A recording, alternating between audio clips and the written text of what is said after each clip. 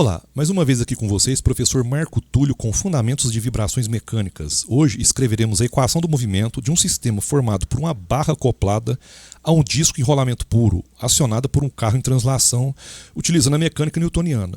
Mas antes de seguir, eu gostaria de recomendar fortemente que você continuasse esse vídeo e chegasse até o final dele, porque tem algumas considerações que são muito importantes na hora de resolver exercícios. Então, fique conosco aí até o final. Bom, então vamos lá, gente. O nosso probleminha aqui. O sistema é esse, ó. Um carro em translação, correndo numa guia aqui, ó, correndo na horizontal, com a mola acoplada, e um disco em rolamento, e nesse disco está soldado uma barra. E temos aqui a molinha acoplada a metade do raio aqui, distante do centro, metade do raio, e o amortecedor logo no centro, bem no centro do disco. Aqui estão as propriedades geométricas e de massa do sistema, comprimento da barra é L, o raio do disco é R, barra homogênea, CG no meio da barra, e que não há deslizamento em nenhum dos pontos de contato aqui. Então, se a gente vai lançar a mão da mecânica newtoniana, a gente tem que confeccionar aqui os diagramas de corpo livre, são dois no caso. E lembrando que eu quero escrever equação do movimento com respeito a x. Bom, nesse caso aqui, aliás, sempre, né, eu tenho que assumir quem que tá iniciando o movimento, quem está conduzindo o sistema. Pode ser um lado ou outro. Eu vou assumir que quem está conduzindo o sistema apesar de ser uma vibração livre, mas quem está conduzindo o sistema é o bloco, é o carro, e está conduzindo para a foto do DCL, está conduzindo para a esquerda. Então, a esquerda aqui positivo. Mas como o sistema está acoplado, então, inevitavelmente, o meu sistema aqui, formado pelo disco e barra, está girando no sentido anti-horário. Inevitavelmente. Tá? Então essa é a minha foto. Eu tenho aqui o ponto do contato com piso, o centro do disco C e o centro da barra o G. E eu já vou adiantar que eu vou, na hora de aplicar rotação, eu vou aplicar rotação instantânea em torno do ponto A. Só que antes de a gente colocar a força, a gente tem que fazer uma análise da cinemática do problema. A gente cansou de ver isso em outros vídeos, a questão do perfil de velocidade, perfil de deslocamento. Como eu estou assumindo uma rotação instantânea, então meu ponto de giro é o ponto A naquele instante. Então tem uns deslocamentos peculiares com esse perfil linear aqui. Então eu destaco esse perfil no cantinho aqui, esse pontinho aqui é o ponto de contato, centro do disco. Se x está se movimentando para a esquerda e eles estão solidários aqui devido ao vínculo, então a periferia do disco também está deslocando x para a esquerda. Está aqui, ó. E a distância dele para o ponto de giro é 2r. Como o perfil é linear, então como eu sei essa distância aqui, eu conheço a distância onde está acoplada a mola, eu sei que o deslocamento que a mola vai sofrer ali é de 3/4 de x, né, a semelhança de triângulo. E eu sei que a linha de ação da força da mola para o ponto de giro é 3/2 de r. E por fim, analogamente, eu sei que o amortecedor está no centro, então o centro ele anda metade do que a periferia andou, como está aqui, né, porque é r, né? É semelhança de triângulo, simples mesmo. Tá bom? Ponto A e C, o ponto de contato, onde que a gente vai assumir a rotação instantânea. Bom, então vamos colocar as forças aqui, né? Eu vou colocar as forças aqui, peso e normal do carrinho. Se o carrinho está indo para a esquerda, eu tenho a força elástica para a direita, puxando, né, restauradora, que vale Kx, uma vez que x é o deslocamento do carro, viu? Do carro. E eu vou ter uma força vincular, a reação da força vincular do carrinho é essa aqui. A gente vai entender por quê. Agora a gente vai colocar todas as forças verticais aqui no sistema disco-barra. A força normal de reação, tinha que ser. A força peso do disco, normal devido ao conjunto disco-barra, que estão solidários. Força peso da barra. Agora as forças horizontais. Olha só, F1. Como eu assumi lá no começo do exercício que quem conduz o sistema é o carrinho, se o carrinho está indo para a direita, para a esquerda, ele está agindo no sistema aqui para a direita também, como está aqui. Por isso que a reação está ao contrário aqui, tem que ser. Tá? Então, força elástica é o produto do K vezes o deslocamento aqui, ó, do ponto da mola, se opondo, né? Porque a força restauradora se opõe ao movimento. Força de amortecimento é o produto da velocidade desse ponto aqui vezes o constante de amortecimento no centro. E por fim, a força de de atrito de rolamento do ponto de contato A. Lembrando que, lá da física básica, como eu estou assumindo que quem está conduzindo o meu sistema é a massa, então ele age sobre o disco. Então o disco ele é movido. Isso tem a ver com rolamento, viu, gente? Se o disco é movido, a força de atrito é apontada como está aqui. Se o disco é motor, é só inverter. Mas ele é movido neste caso, tá? Que eu assumi aqui. Então vamos continuar. Eu preciso agora acoplar x e θ. Como o sistema tem um grau de liberdade, é possível fazer isso. De que forma? Bom, eu sei que o deslocamento de x, de C, do centro aqui do disco, ele vale rθ. Isso eu sei. Seja ele qual for, o deslocamento do C é rθ. Então, se isso é verdade, e eu conheço o deslocamento do centro do disco, ele vale meio de x, então meio de x é igual a rθ. Mas como eu quero escrever a equação do movimento com respeito a x, eu tenho que isolar θ aqui. Tá? Isolando θ aqui, eu tenho tudo. Eu tenho θ, θ ponto, θ dois pontos. É só derivar em relação ao tempo aqui. Então está tudo dominado.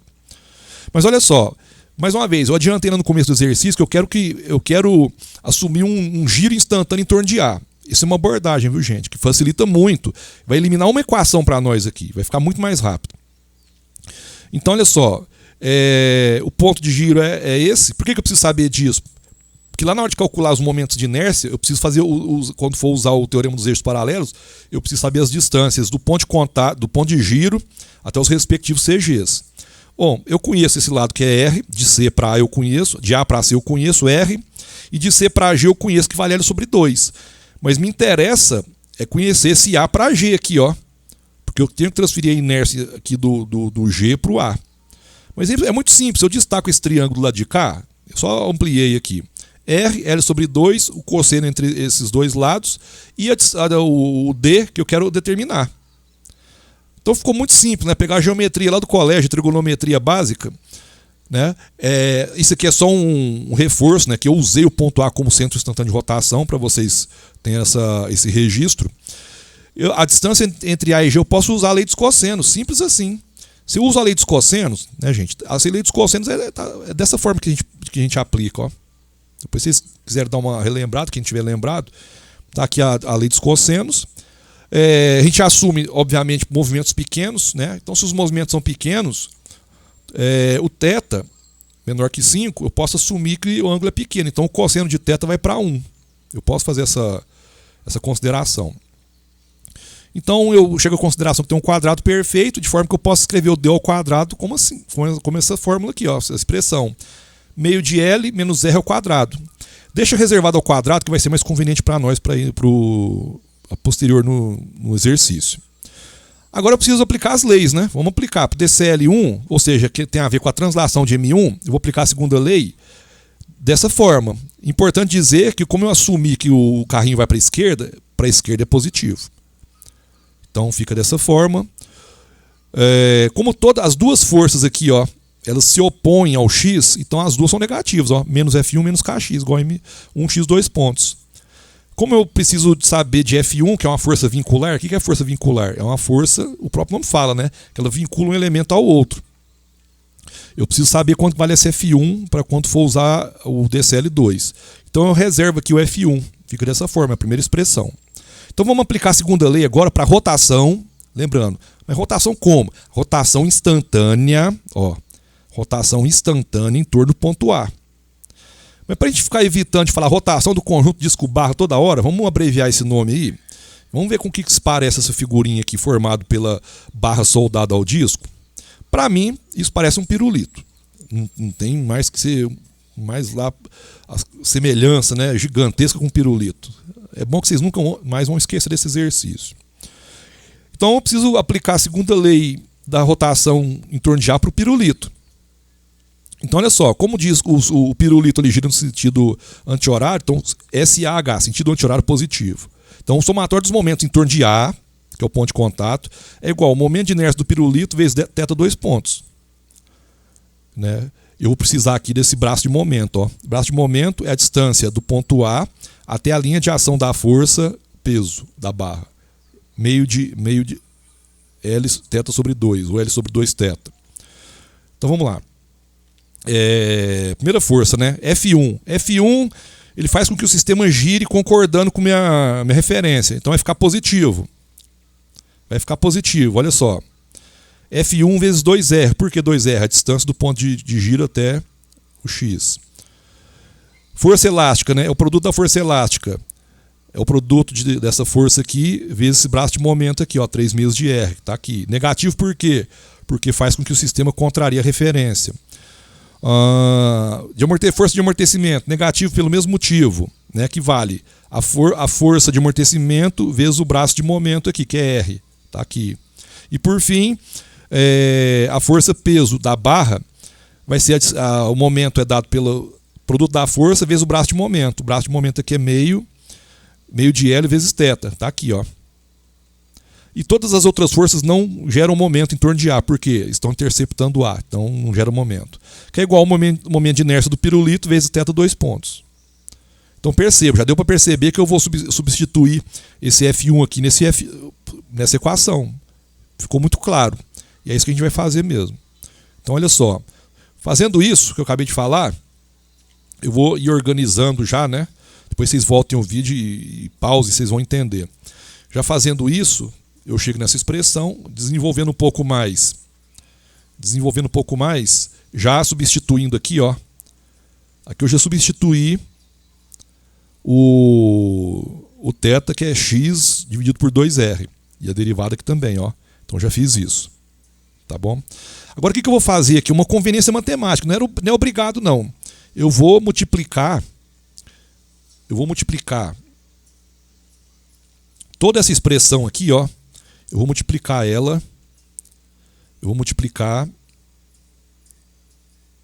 por 2R. Viu? Para quê? Só para eliminar esse denominador aqui, ó. Então vou multiplicar toda. Então eu vou fazer isso e já organizar a equação jogando tudo para o primeiro membro. Então a equação do movimento com respeito a x já está aqui, ó.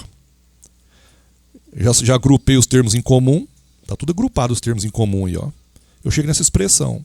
Acabou? Não, aqui tem, vamos lá, 90% do exercício está pronto aqui. Por que 90%? Porque eu não sei quanto que vale J. Quanto que vale J? Eu preciso determinar. Tá bom? Vamos fazer isso. Por isso que eu precisei daqueles Dzinhos lá atrás, aquela distância lá. Então vamos calcular o momento de inércia total do pirulito, né? Por quê? O pirulito é formado por uma barra soldada com um disco. Tá aqui, né? Só para a gente recuperar. Disco, o índice D é o disco, o índice B é da barra, A é o ponto de giro. Certo? Então vamos calcular a inércia total do pirulito. Vai ficar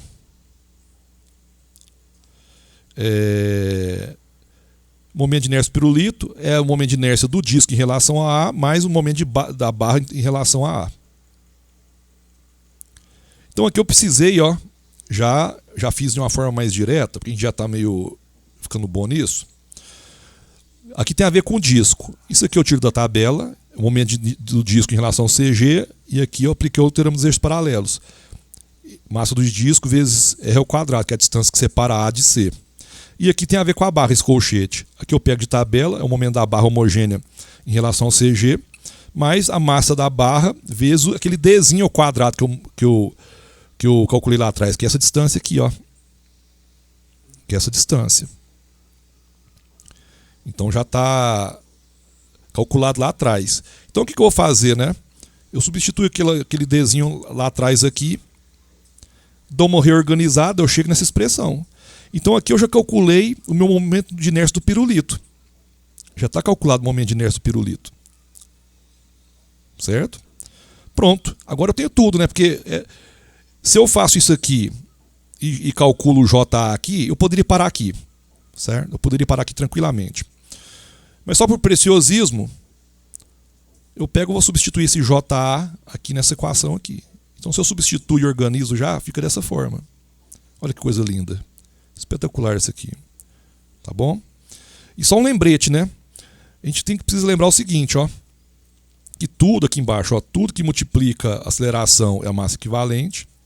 Tudo que multiplica a velocidade é constante amortecimento equivalente. Por fim, tudo que multiplica o deslocamento é a rigidez equivalente. Se eu sei disso, e usando um lembrete que a gente já cansou de utilizar, eu sei que eu posso escrever a equação do movimento genericamente dessa forma. Se eu normalizar tudo pela massa, né, eu chego nessa configuração e sei ainda que cada uma dessas partes aqui, ó, tem uma definição em cima dela, né? A definição para a primeira razão está aqui, que é 2zeta ômega n, e para essa última razão que a gente está cansado de saber, nada mais é que a frequência natural ao quadrado está aqui. Então, se eu quero descobrir a frequência natural ao quadrado, é só dividir a rigidez equivalente pela massa equivalente.